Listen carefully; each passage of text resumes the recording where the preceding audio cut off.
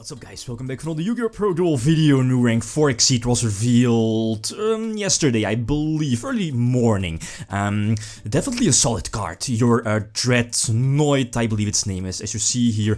Again, a generic rank 4 exceed that can be summoned, you know, with just 2 level 4 monsters, but you can opt to at least use more level 4 monsters on your side of the field to exceed summon this card. And it's like a Ptolemaeus, but a bit more balanced. Right, the card needs to destroy an opponent's monster by battle in order to activate its Ptolemaeus effect, as I can call it, right? Its effect states that you can exceed summon like a rank 10 or higher machine type exceed monster. So perfect examples are like the what is it called, that robot destroyer, you know, the guy that like Harpy's Feather Duster your opponent's entire board, its back row. You can also go for like the Magnus, the Super Quantum Beatstick Towers 2.0. Other options are the rank 10 trains, like the Dora, for example, Gustav Max. But again, this isn't really, at least this new card, this new rank 4 exceed, as I mentioned before, is a rank 4, and it doesn't really work out with Shadol or with the rank 10 trains, or the Shadol rank 10 train build definitely does not work with that. So you're looking for a deck that can easily make like rank 4s. And again, not really, that doesn't really, you know, invest too many cards to make those. And of course, keep in mind that here in this case, Satellarknights with Star Seraph engine isn't really the most consistent deck. But again, it's just to toy around with this new rank 4 exceed. So immediately get it on board. And I believe Magnus is definitely one of those cards that, if you have the opportunity, I think you should definitely go for it. And with the opportunity, I mean, if you can go for your multiple level 4s exceed summon into your Dreadnoid, and you know, Dreadnoids at attack points aren't really that high, I believe like 2100, 2200. It's not really that much, so it's not really your 100% to go to play, right? Yeah, 2200 attack, so that's not really too high. So your opponent needs to have like a low level attack, a low level attack monster basically, right? But here in this situation, going for the Destroyer, Galaxy Destroyer, I mean, if your opponent is under Anti-Spell Fragrance, no card can be activated even on Summon of Destroyer, well, because of Anti-Spell Fragrance and, you know, Destroyer's effect also, so you can just blow up their entire back row. Having the threat here of your, or at least the threat of, you know, you have the option to go for your Galaxy Destroyer, that's definitely awesome.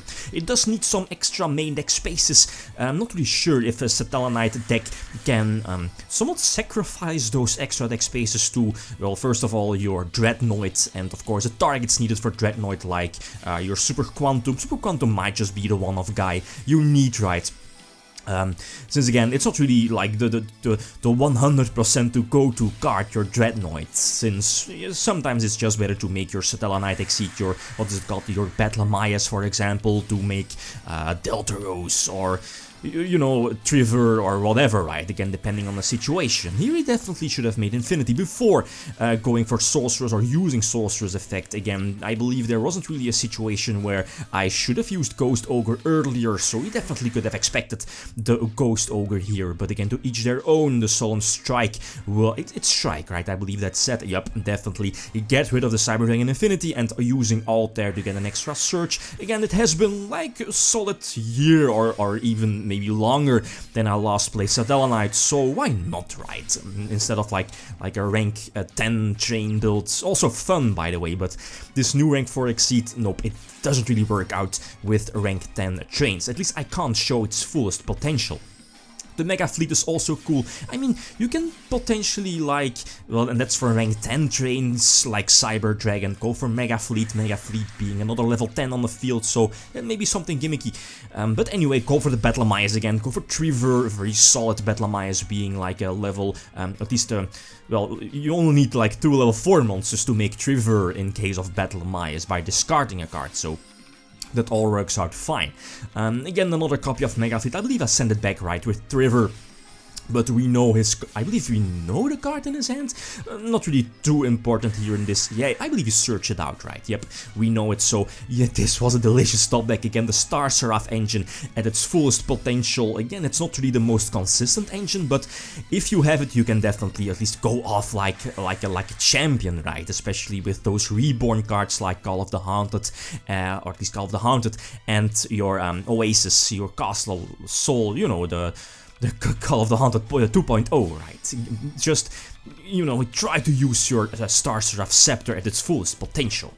Anyway, get a search. I believe I searched out another copy of Altair, thanks to Isolde. Definitely going to strike the Draconid Ducks, indeed. It does a follow-up play with the Strudo as well, but Infinite Transience will stop the Crystal Needle Fiber, so it's all good. You need to run, like, it's obvious, right? Super Helmet deck in case of Satellarknights, and yep, it was just a matter of time, you know, drawing the chair, the beloved chair, learn to English, stair, yeah, the chair stick combination, but yeah, okay, wasn't really sure here about going for the Dreadnoid. Again, there is always the option here in this case that the Crystal Needle Fiber could tag out for, what is it called, the Riser Dragon. I believe Riser Dragon has more attack than yeah, then the Dreadnoid, so just go for, and again, just go for your Evil Swarm or a Boros, I believe the better play.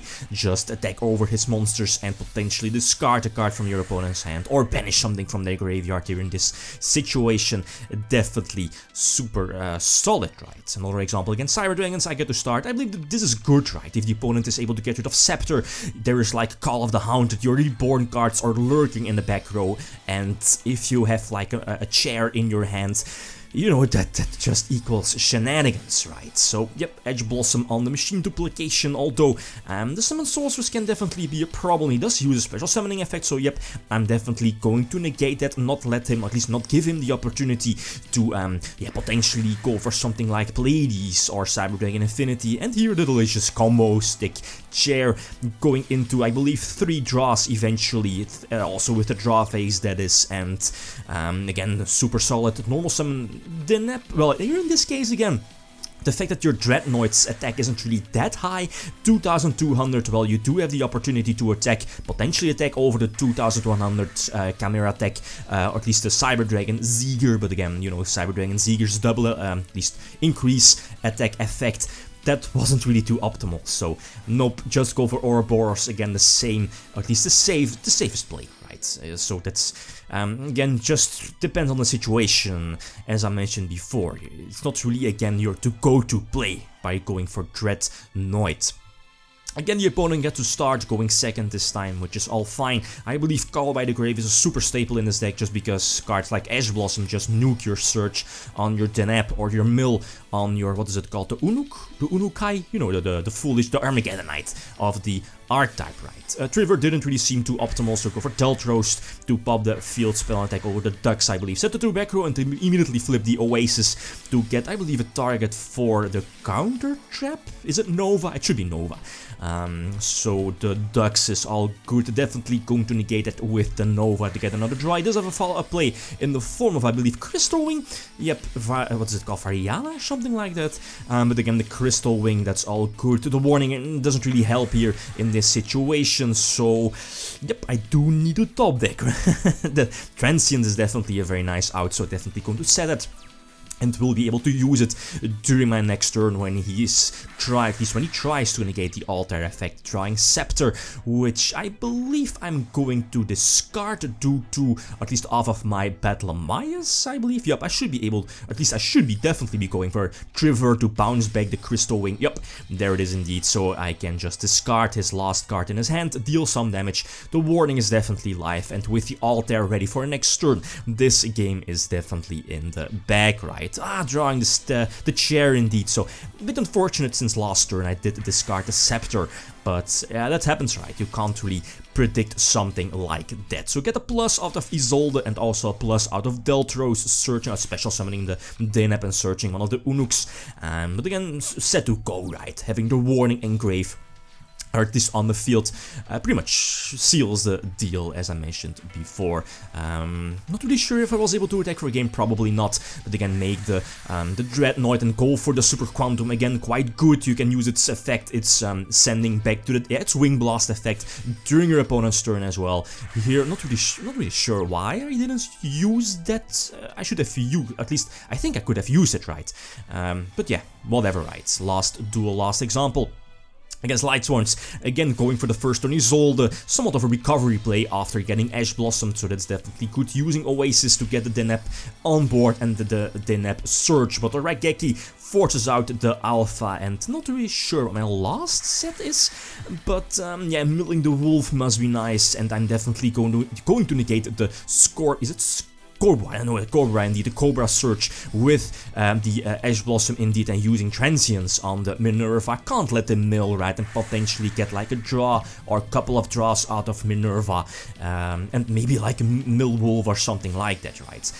So again, I think this is the solid play due to Altair's effect. You know its restriction effect that as soon as you're using Altair, only Satellarknight monsters can attack. So that's something to keep in mind if your mind is set on going for that Dreadnoid. Since, you know, you're sometimes forgetting Altair's restriction. Trevor, again, super solid, normal summon the Unuk, and now, yep, definitely going for that Dreadnoid. Going for like a second copy of Trevor, seemed cute as well to bounce back the Call of the Haunted, but it doesn't really matter too much, right? The Charger is a very nice top deck, milling the Trick Clown as well, but yeah, not sure Designated from the Grave, Call by the Grave wasn't really needed, since again I can just use my Magnus effect to send something back to the deck, so again, interrupting my opponent's play. So again, this is not like a super finalized list, super highly competitive list, but it's cute. The fact that this new quote-unquote weaker Ptolemaeus, more balanced Ptolemaeus can be somewhat splashable in these kind of deck is something that I like, so more IDs are definitely welcome. Okay, guys, that's it. Thanks for watching, and feel free to leave a comment or like if you enjoyed the video. Lithium signing out. Peace.